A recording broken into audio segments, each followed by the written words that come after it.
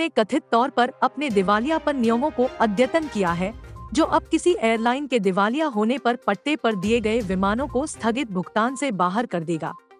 यह कदम वैश्विक लीजिंग नियमों और दिवाला कानूनों के बीच असहमति या विसंगतियों का एक संभावित समाधान हो सकता है।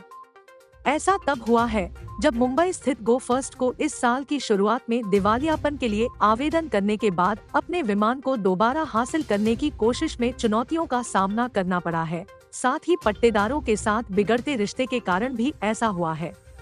कानूनी विवाद ने निस्संदेह एयरलाइन की परिचालन फिर से शुरू करने की योजना को प्रभावित किया है। प्रतिष्ठा की मरम्मत करें।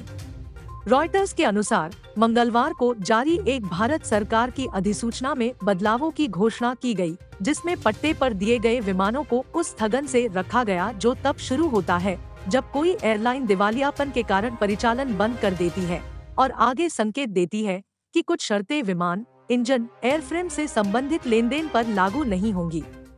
और हेलीकॉप्टर। यह रोक भारत के दिवाला और दिवालियापन संहिता की धारा 14 में लगाई गई है।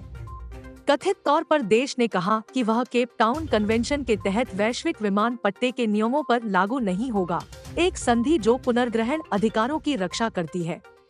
एक अप्रभावी संधि। अंतर्राष्ट्रीय नागरिक उड्डयन संगठन ICAO के अनुसार कन्वेंशन का उद्देश्य उच्च मूल्य वाली विमानन संपत्तियों पर कुछ और विरोधी अधिकार प्राप्त करते समय उत्पन्न होने वाली समस्याओं का समाधान करना है। यह प्रतिभूतियों की प्रतिकूलता और विमानन परिसंपत्तियों के विक्रेताओं द्वारा रखे गए हित के संबंध में पूर्वानुमानशीलता में सुधार करता है और इसे लागत प्रभावी बनाने के लिए भी डिजाइन किया गया है। ICAO ने कहा कि कन्वेंशन लेनदारों के लिए जोखिम और देनदारों के लिए उधार लेने की लागत को कम करता है, क्योंकि यह अधिक आधुनिक और ईंधन कुशल विमानों के अधिग्रहण के लिए ऋण देने को बढ़ावा देता है। भारत ने कथित तौर पर संधि की पुष्टि की है, लेकिन इसे लागू करने वाला कोई स्थानीय कानून नहीं था जो इसे अप्रभावी बनाता है।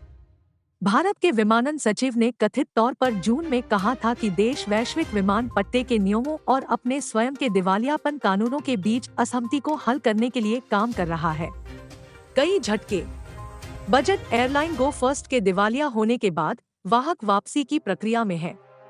वाहक को तत्काल वित्तीय देनदारियों को कवर करने और जहाज पर बने रहने के लिए $12 मिलियन दिए गए थे। हालांकि यह अपने विमान को पुनर्प्राप्त करने के लिए अपने पट्टादाताओं के साथ कानूनी विसंगतियों में उलझा हुआ है, जो मई से ग्राउंडेड है। पिछले महीने कुछ विमानों में जंग लगने की खबरें सामने आई थी। सिंपल फ्लाइंग ने बताया कि एयरबस A320 नियो की बॉडी पर हरे रंग का जमाव पाया गया, जो लगभग 1 वर्ष पुराना है। गो फर्स्ट के पट्टेदारों में से एक ACG एयरक्राफ्ट लीजिंग ने एक भारतीय अदालत को सूचित किया कि निरीक्षण के बाद उसके कम से कम 2 एयरबस A320 से महत्वपूर्ण हिस्से गायब हैं। पट्टादाता ने कथित तौर पर कहा कि कैप्टन की साइड स्टिक, जो जमीन पर होने पर विमान को चलाने में मदद करती है, यह निष्कर्ष ऐसे समय आया है जब सैकड़ों गो फर्स्ट पायलटों ने एयरलाइन छोड़ने का फैसला किया है। हाल की रिपोर्टों से पता चला है कि पिछले कुछ महीनों में लगभग 500 पायलटों के कंपनी छोड़ने के बाद एयरलाइन केवल 100 पायलटों को नियुक्त करती है, को एस्केप स्लाइड के साथ हटा दिया गया था। इसके अतिरिक्त टॉयलेट सीट का एक हिस्सा नहीं मिला और इंजन पंखे के ब्लेड पूरी तरह से गायब थे।